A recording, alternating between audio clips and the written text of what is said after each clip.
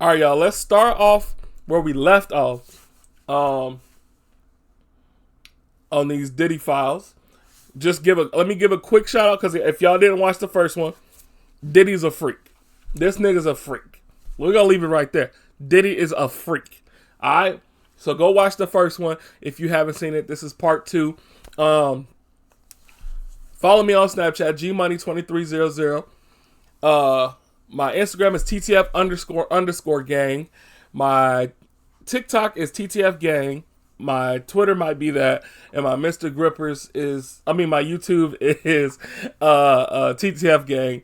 I gotta change my banner, but it wouldn't let me update it today, so I'm gonna update it like tomorrow or something.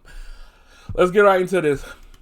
Combs told Oprah. Some of my boys from Harlem, Leonardo DiCaprio after he just finished Titanic, I had socialites there and relatives from down south. Diddy parties are typically hosted at luxury venues or his own private... That Juicy Smollett? That makes sense. That one makes sense. Residences. The media were quick to anoint him the modern-day Gatsby, a title he embraced with open arms. Have I read The Great Gatsby? He said to a reporter in 2001. I am the Great Gatsby. However, many people forget that one of Diddy's first parties ever resulted in the deaths of 9 attendees. What? In 1991, 22-year-old Sean Combs was the promoter of the Heavy D's and Puff Daddy celebrity charity basketball game at City College's Nat Holman Gymnasium, the infamous Puffy Party where a stampede occurred taking the lives of 9 people. Some of the hottest rappers in the game were set to I just don't get how people can stampede on people and not feel like what happened at the Travis Scott concert. Like, y'all don't feel the people y'all running over, like, that's just crazy. Like, I get being excited to see someone that's, also another human, but man, y'all don't feel the people y'all running over. It's crazy. To men, Phife Dawg, Big Daddy Kane, Jodeci, even LL Cool J and Mike Tyson showed up. The crazy part is that fans could see all of their favorite stars for just $12. The first problem occurred with the tickets. Keep in mind, this is in 91, so people had to go to physical locations like the Apollo Theater box office to buy tickets. Tickets were also sold at local shops like Boss Emporium, and even free tickets were given out on the radio by Funkmaster Flex. Damn, look how the young Funk could only was. hold 2,730 people, but they had no idea how many tickets they sold, as no proper system was set in place to keep track. Despite this, Gene Deal recalls Puffy requesting to cut security presence in half. This particular day, Puff calls me the day before we supposed to do the party and say, yo, Gene, I don't need y'all to do the security outside. I got the FOIs to do it. So I said, man, I just told 18 guys. He said, I just need 8. To clarify, the FOIs are Fruit of Islam members. One witness to the event said, you cannot have an event like this in Harlem without those Muslims, said Oscar Davis, 32, of the Bronx. Forget the police. They can't do nothing. The people in Harlem respect the Muslims. It was blatantly obvious that more people were outside than could actually fit in the gym. Despite the overcrowding, tickets were still being sold at the door, said Mario Salvaggi, a city police patrol chief. Fans entered through 2 side exits and funneled down the stairs, through the doors into the gymnasium. But once LL Cool J and Mike Tyson showed up, all hell broke loose. Mobs of people started swarming from outside to rush inside, pushing people forward towards the glass doors. The glass doors eventually were shut and needed to be pulled towards the crowd to be opened. Guards tried to instruct people to fall back, but they wouldn't listen. The pressure became so great that the glass doors shattered, and people fell through them. Outsiders began stampeding and stomping over bodies to get inside the facility, but the problem just got worse as they needed to go down the stairs into the gym. The doors at the bottom of the stairs also needed to be pulled open towards the crowd, not pushed into the gym. So hundreds of people were squeezed up against these doors in this tiny stairwell with no way to escape. Also notice that these doors don't have any windows. So inside of the gym, people were having a great time. From the outside, you can hear them partying, playing music, and rappers shouting over the microphone. They didn't even know that just on the other side of those doors were people fighting for their lives. Eventually, they got the doors open. As much as 6 people were stacked on top of each other and began spilling onto the gym floor, finally relieving the pressure. People began trying to perform CPR on the ground. Someone announced over the microphone that 3 people died right there. This caused chaos,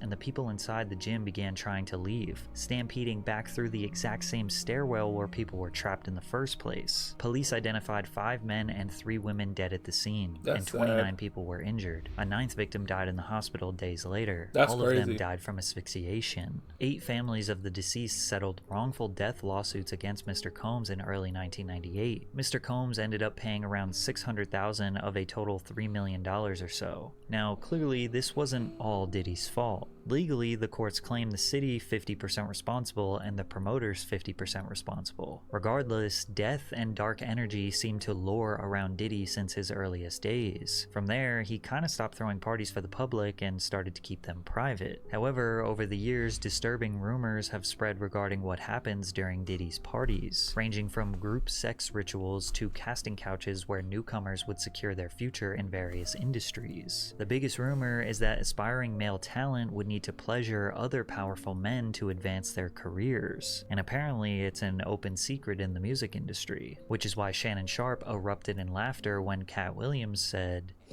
Cause P. Diddy be wanting the body. And you gotta tell him no. You got to tell him no.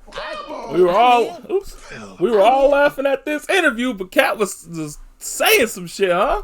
Now, Diddy has 6 biological children with 3 different women. He has had multiple high-profile relationships with the likes of That's Jennifer the one he should have Lopez, kept. Naomi Campbell, and Cassie. But you will notice that most of the party stories that circulate involve him being surrounded by men. Josh Ostrovsky, who goes by The Fat Jewish on social media, detailed his strange experience at a Diddy party. I'm on ecstasy and I'm trying to find the bathroom and I can't find the bathroom and I get lost. So I open a door and in that room there are a bunch of men laying about and kind of like very like kind of leaning on each other, not like if you were spooning but facing each other and like leaning up on your elbow and talking. Like it would almost be the prelude to an orgy. Yes. Oh, absolutely. Okay. Oh my god. Oh Okay. my god. It was so prelude to Okay. an orgy. And who is lounging in my direct eye line? Puff Daddy and Felix the House Cat, famed house music producer. Yeah, no, I know who are that is. basically spooning each other, and they're drinking a glass of Hennessy, and they're like sharing. They're like passing it back and forth, And everyone's talking. and everyone's just like talking. Yeah. And then as soon as I see them, I'm like, All men, though. There's not all one men, woman in this room. all men, and Yeah. they're all 100% on ecstasy. Shortly after Josh and Diddy locked eyes, he was kicked out. Josh, who is a gay man, immediately felt like he was in a room full of other gay men. But there was no real accusation nor damning evidence here. It could have just been a group of guys chilling. So let's take a listen to rapper If your shirt's off and you drinking Hennessy, my nigga, you not just chilling.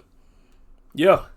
That boy about to be getting his back beat. Exhibit recounting his experience Pause. partying with Diddy. Florida, we got invited to a Puffy party, the New Year's Eve party.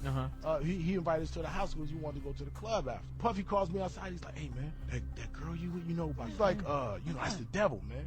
You know what I'm saying? I was like, "What you mean that's the devil?" So we get into the truck. He said, "Let's go to this club." We sitting there bobbing to the music, and then she pointed over the corner. It's 2 dudes kissing. You know what I'm saying? I'm like, "The f is this?" And then she pointed another direction. It's another dude over there, like butt ass naked dancing. You know what I'm saying?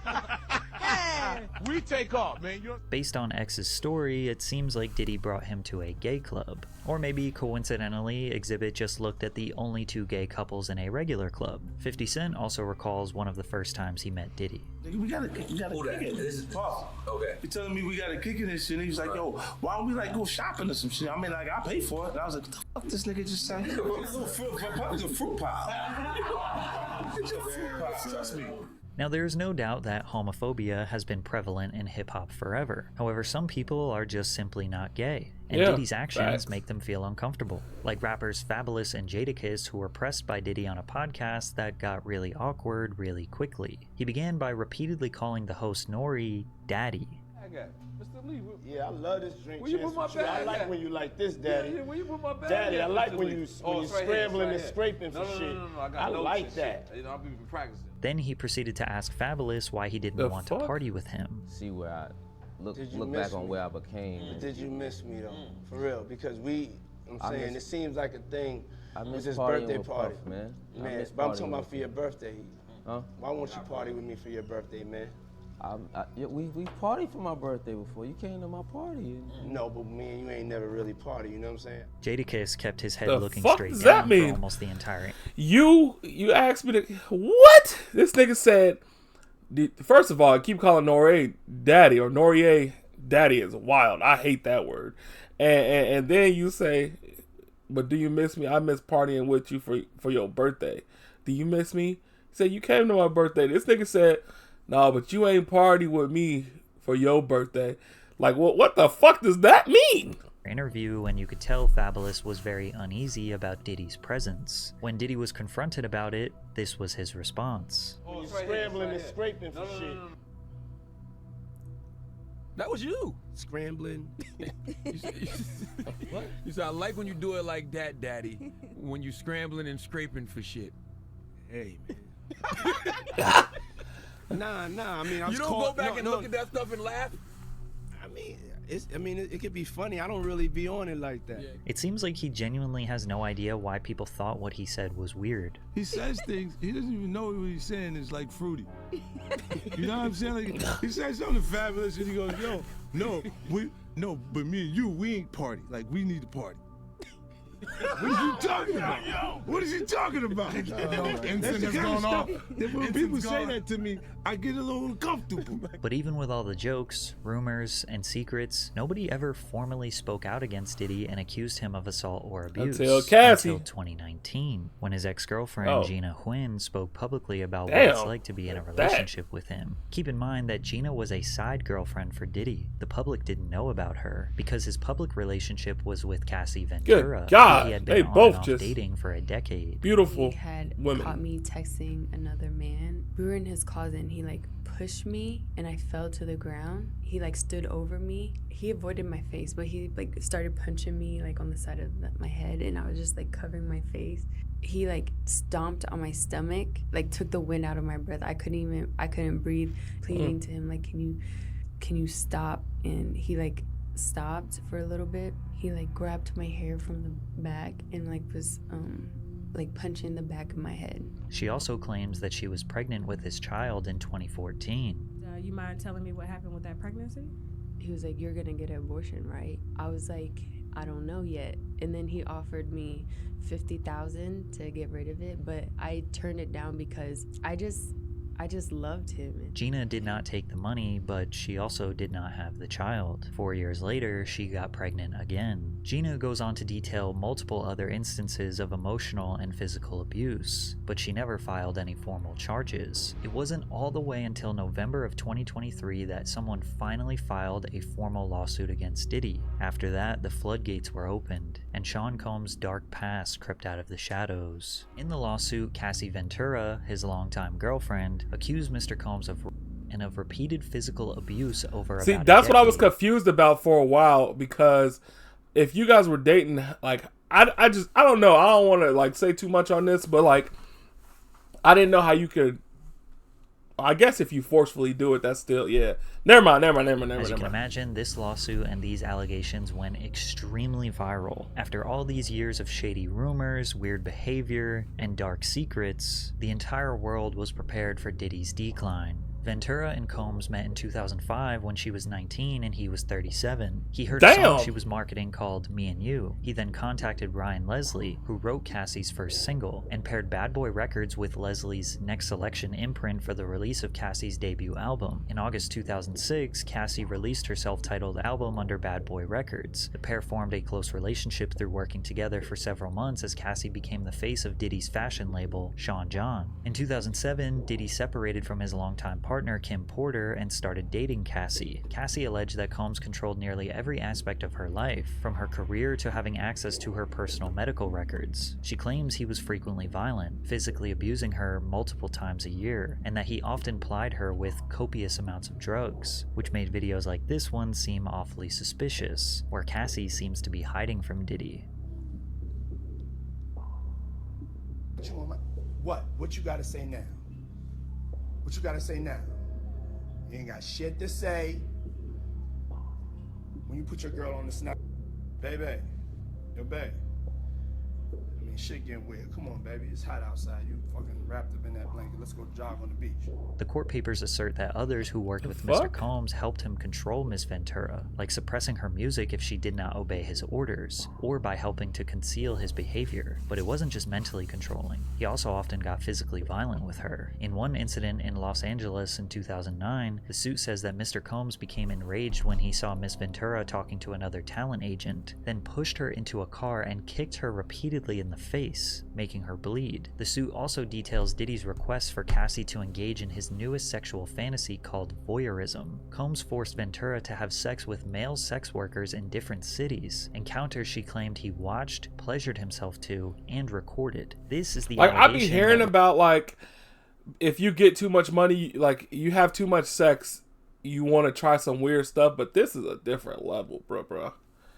This is different. Likely opened up a federal investigation into him sex trafficking people. According to the suit, Mr. Combs called these encounters freak-offs, which involved costumes, like masquerade masks and lingerie. The lawsuit continues to detail some of the most horrific, embarrassing, and torturous behavior Diddy allegedly committed. Combs' lawyer, Benjamin Braffman, responded to That the nigga look lawsuit like on Jerry behalf of Springer. him. Mr. Combs vehemently denies these offensive and outrageous allegations. For the past 6 months, Mr. Combs has been subjected to Ms. Ventura's persistent demand of $30 million, under the threat of writing a damaging book about their relationship. Despite them denying everything, the lawsuit was settled just 24 hours after it was made public. We don't know how much, but due to the severity of the charges, the public assumed that Diddy coughed up tens of millions of dollars to keep her quiet. And while Combs likely believed that he escaped Cassie's lawsuit unscathed, a woman named Liza Gardner filed a lawsuit on November 23rd. Gardner claimed that she and a friend met Combs and singer-songwriter Aaron Hall at an MCA Records event in either 1990 or 1992. They returned to Hall's apartment for an after-party where she was offered more drinks and was coerced into having sex with Combs, who assaulted both her and her friend. In another complaint filed the same day, Joy Dickerson Neal alleged that in 1991, she reluctantly went on a date with Combs, who intentionally drugged and sexually assaulted her after their dinner. Diddy denied the allegations through a spokesperson who claimed that the women's claims were fabricated and accused them of exploiting the Adult Survivors Act. The New York's Adult Survivors Act temporarily eliminated the civil statute of limitations for survivors of sexual assault, which gave them the right to file a lawsuit against the perpetrator regardless of how long ago it occurred. Then another woman came out. They must have put that out for alleged that Epstein or Combs, something. his longtime lieutenant Harve Pierre, and a third unidentified assailant gang raped her when she was 17 at Combs' Manhattan recording studio in That is fucking wild. Like, you got all this money and you taking coochie is crazy.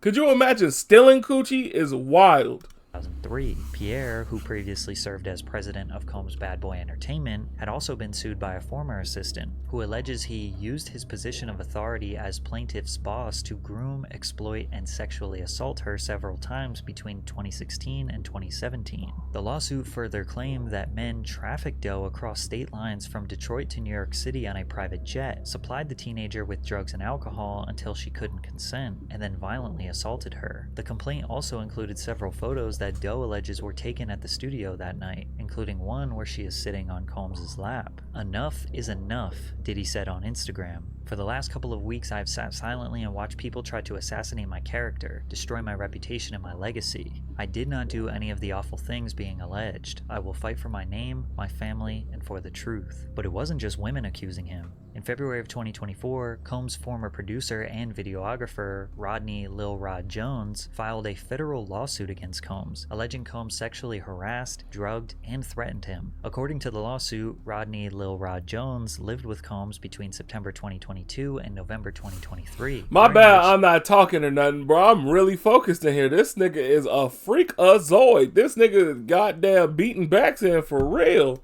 He worked on Diddy's most recent album, the Love Album. Off This the shit, Grid. we should have As known Combs' something weird was going on with that videographer, Jones album. allegedly secured hours of footage and audio recordings of Combs engaging in illegal activity. The activity the suit alleges includes acquiring drugs, soliciting sex workers, providing laced drinks to minors, and sexual assault. Jones alleges that he was the victim of constant unsolicited and unauthorized groping and touching of his anus by Mr. Combs. Mr. Jones was forced by Mr. Combs. This nigga had, I ain't trying to make fun of you, but Diddy telling niggas bend over and poking their little booty hole, that's a little different.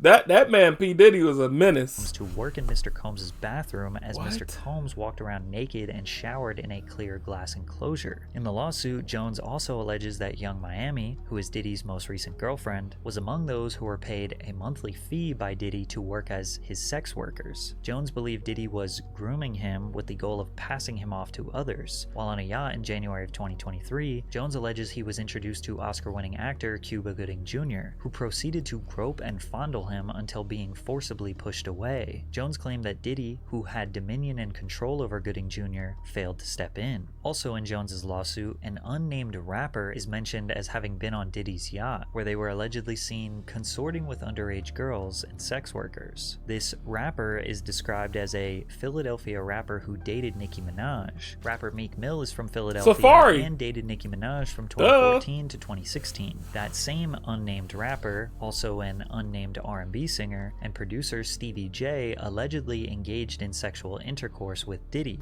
This allegation has people looking at that clip of Meek Mill in the pool with Diddy calling him daddy more suspiciously. Oh Also, God, he 50 said, "I Cent like made that, some jokes daddy." about Diddy and Stevie J on Instagram, to which Stevie J responded with not denying the allegations, but challenging 50 Cent to a boxing match. However it go, I want you to fade, nigga.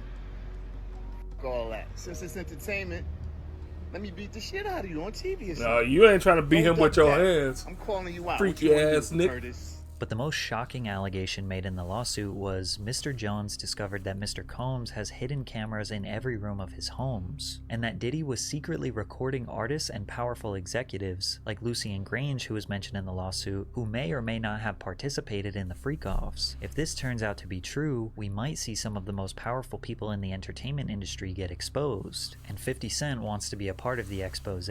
He said on Instagram, shaking my head, "This is gonna be so good. What you wanna bet I'm gonna get these tapes? I'll pay top dollar for them. You been over there? I don't go to Puffy's parties." However, it seems as though Sean Combs' reign of terror may be over. On March 25th, 2024, Homeland Security agents and other law enforcement officers raided Diddy's homes in Los Angeles and Miami due to a possible ongoing sex trafficking investigation. Homeland Security expert Hal Kempfer added some insight that the evidence they're looking for includes laptops, flash drives, and anything that would connect Combs with the allegations. As of right now, we don't know what they found, and technically the feds never formally announced what they were looking for or why they were there. But it's safe to assume, based on the allegations, conveniently, Diddy was not even in the United States during the time of the raid. According to TMZ, Combs' private jet was spotted on the ground in Antigua, in the Caribbean, shortly after news of the raid. I thought he was in America. He just was leaving. Because didn't they stop him in Miami for a little bit or some shit too? Broke. Many people believe he is fleeing the country, and today it seems like Diddy is spiraling. He just posted on social media trying to see who in the industry is on his side. Hey, yo, right now, though, for real, yo, I need to know who with me, you know? Like, just straight up, like I don't have the time. If you with me, let it be known. If you don't with me, be quiet. And just in case you wanted some more twisted allegations and insane conspiracy theories, take a look at the founders of Uptown Records, the people who gave Diddy his very first job in the music industry. Andre Harrell, dead at age 59. Heavy D, dead at age 44. Kim Porter, dead at age 47. And Albie Schur, who was just in a coma for 2 months and almost lost his life. Albie Schur is also the father of Diddy's oldest adopted son. Albie had a child with Kim Porter before she left him, married Diddy, and had children with him. Albie has recently been trying to reach out to his oldest son, hoping that he will leave Diddy and come back home, and when he got out of his coma, he strongly insinuated that Diddy was the reason behind it. To be producing the Albie Schur life story. So hold on to your britches, and you'll really understand how I ended up in a coma. You're really going to need to call Homeland Security. Now, why would Diddy want the people who got him into the music industry in the first place to all be dead? I don't know. Your guess is as good as mine. But it seems like almost everyone around Sean Combs for his whole career either dies, disappears from relevance, or speaks out against his devilish ways. Yet nothing bad ever seems to happen to him. He just seems to get more successful and rich. Is it a coincidence? Maybe. But for now, we will just have to see how this all plays out. Based on everything you have learned in this video, you probably think he is guilty. But as of right now, he is innocent until proven Diddy. Hey, I can't lie. Diddy, like, I don't know how I feel about it. I don't want to make no assumptions, but man, that's a lot. That's a lot of little things. Like, it'd have been different if it was like 1 or 2 things that was just weird with Diddy. No, this nigga got about 56 things that doesn't happen, and that was just crazy weird. That boy's I don't know. I don't want to make no assumptions. Y'all put down in the comments what y'all want me to react to next. Message me on Snapchat. Follow my Snapchat. Yeah. Let me know what y'all want to see me react to next, though. I love y'all to death, and I hope y'all have a great day. I'll see y'all on the next video.